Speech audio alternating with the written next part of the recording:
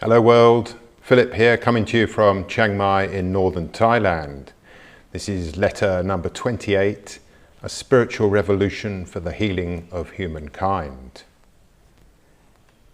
A spiritual revolution. It is only through a spiritual revolution that human beings can get off this path of collective and ever more rapid self-destruction that our human world seems hell-bent on achieving. When the whole human family is in such disarray, and when so many individual human beings are struggling with their whole health and well-being, in body, mind and spirit, we must accept that we've lost our way and lost the plot, especially in the West. When we are poisoning our foods, our medicines, our air, our rivers, lakes, seas, oceans, our soil and land, our skies, our bodies, our minds, the whole web of life, and the very planet which gave birth to us, which gave us the miracle of life, we're in trouble. Deep and dire mire we are in, up a rancid and smelly old creek without, seemingly, a paddle in sight. Ostriches with heads in sand, chickens without heads, elephants in rooms. And it's not okay. And it's not just the way it is. And it's not a case of, there's nothing I can do, I'm just one small person. Everything in life is transient, evolving, developing, moving. It is only in death that things stop changing. But that's not strictly true, for even in death things are regenerating as bodies decompose and decay, leading to a new cycle of life. From Wikipedia. The expression elephant in the room is a metaphorical idiom in English for an important or enormous topic, question or controversial issue that is obvious or that everyone knows about, but no one mentions or wants to discuss because it makes at least some of them uncomfortable and is personally, socially or politically embarrassing, controversial, inflammatory or dangerous. Well, as you probably realise by now, I'm not an elephant in the room at all. I've been speaking out about uncomfortable and controversial topics almost my entire adult life, and I have no concern over me possibly feeling embarrassed. I can't recall the last time I felt this way. I don't care what others think of what I say or do. I care about life and promoting and enhancing it.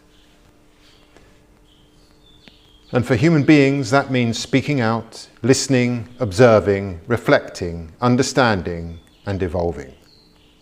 It means taking care of our own health and well-being so that we can help, mentor, and inspire others to do the same. Till the day we die. Evolution is for life. I said, up the creek and seemingly without a paddle in sight. But there most certainly is a paddle, a golden paddle that enables its user to sail into a glorious, pristine, fresh, delicious, beautiful body of water. It's called a spiritual revolution. A gigantic misunderstanding and its solution. I wanted in this letter to clearly elucidate what a spiritual revolution is. I usually write it as a spiritual revolution, capital letters, using capital letters to underline its status as a unique brand, concept and framework for practical action underpinned by theoretical understanding that any individual human being can take to completely transform their life, health and relationships. All you need is intention and action. As you've perhaps noticed, my website, my YouTube channel, one of my Facebook pages and my first published book are all called A Spiritual Revolution. Well, my book has the longer title of Menu for a Spiritual Revolution, Health, Harmony and Happiness, but a spiritual revolution is what I'm promoting as the solution to all ills.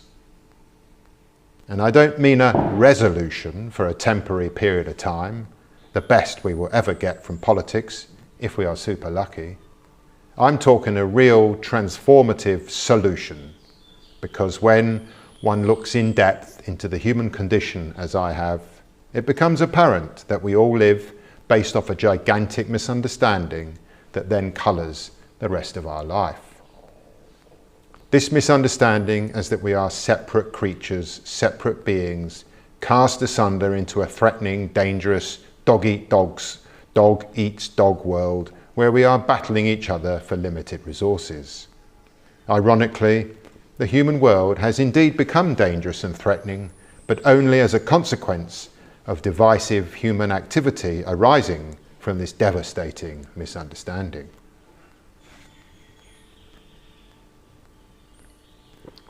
The planet birthed us, and we are inextricably interconnected and interdependent on Mother Earth and her whole web of life.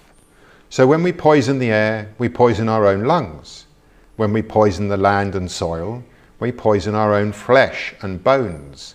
And when we poison the waterways, we poison our own blood. If we breathe clean air, drink clean natural water, and eat naturally grown foods, we live with tremendous health and well-being. This needs self-knowledge, and this means we must embark upon self-inquiry, because our schooling suppressed all of this from us.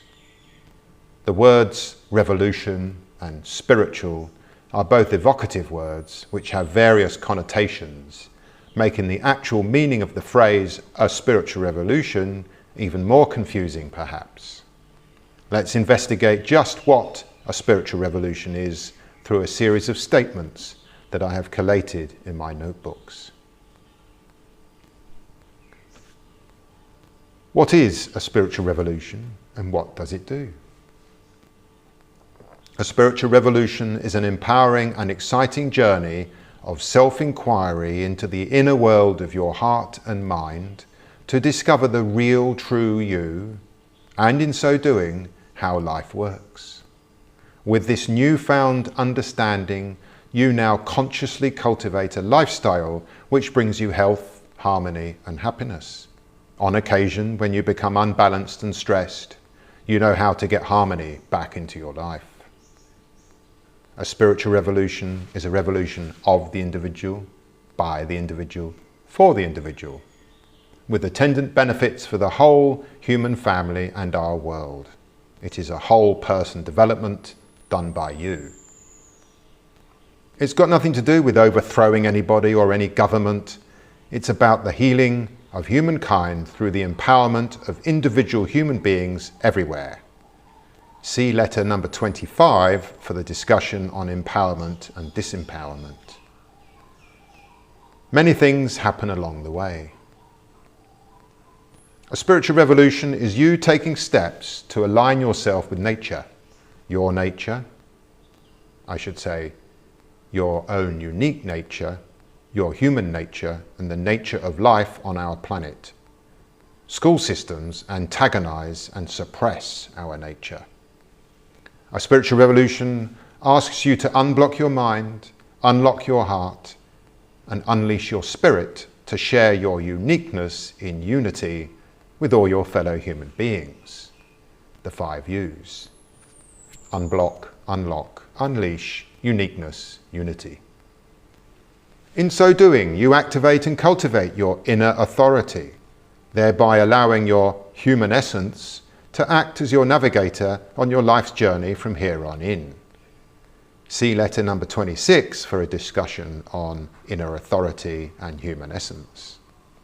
You bring healing to your mind, body and soul, to your mental, emotional, psychological and physical health, leading to your spiritual emancipation and ongoing spiritual growth and development. You live with curiosity, creativity, compassion, connection, camaraderie and confidence. The 6 C's. You learn how to live in an optimal state of health, harmony and happiness, finding yourself motivated from within to contribute to the healing of humankind. The 5 H's.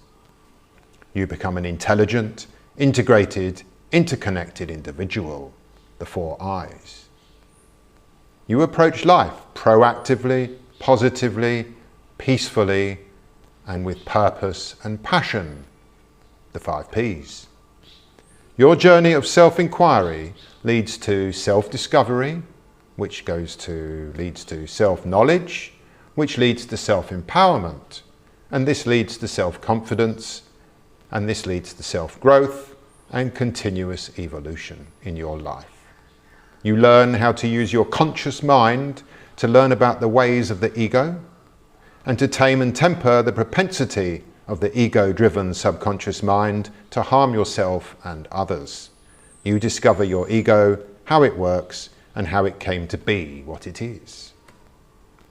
You recondition your subconscious mind so that your ego loses its dominance over you. A spiritual revolution empowers and enables you to be the change you wish to see in the world, as Mahatma Gandhi urged us to do. A spiritual revolution trains us to learn how our human mind works by observing ourselves and by observing others. You become a spiritual warrior, encapsulated in this maxim for life: cause no harm, accept no shit.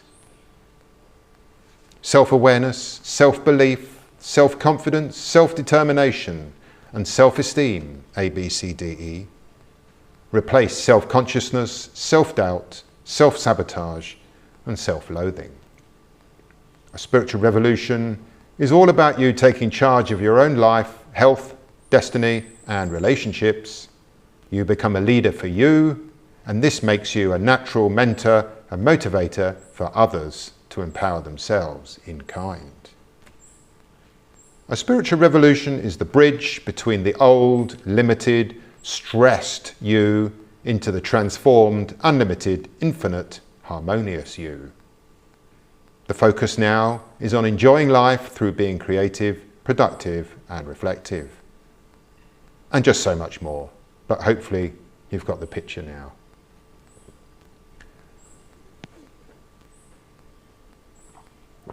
A final word on the times we live in.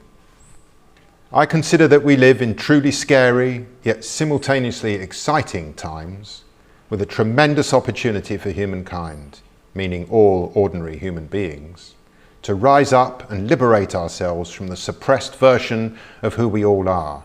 And we have been kept down for what is most likely centuries, certainly all the decades of my own life. Many people would like to express themselves and speak out. This is an innate aspect of being human. But fear the consequences, and that's a natural human feeling. But I feel that it's more scary to not speak up and to not share one's deepest thoughts and feelings with our fellow human beings. When we suppress ourselves, we are not living in a way aligned with nature and the whole web of life. This makes us stressed, fearful, frustrated, powerless, divisive, and we end up in conflicts with those we love, befriend, and live with, saying and doing things that we end up regretting, leading to feelings of guilt and shame and self-loathing. That's no good at all. It arises from keeping quiet, from storing bad energy inside us, from bottling things up, keeping things down, deep within our being and consciousness. We are a live, exploding volcano in the waiting. Or, should we not explode, we get to our deathbed and find we are filled with regrets for what we did not do or say. And now it's all too late to change our ways. This is why we all need, as individuals, to embark on our own healing journey to empower ourselves and transform our whole way of life. This is not to lose anything good, only to lose bad stuff.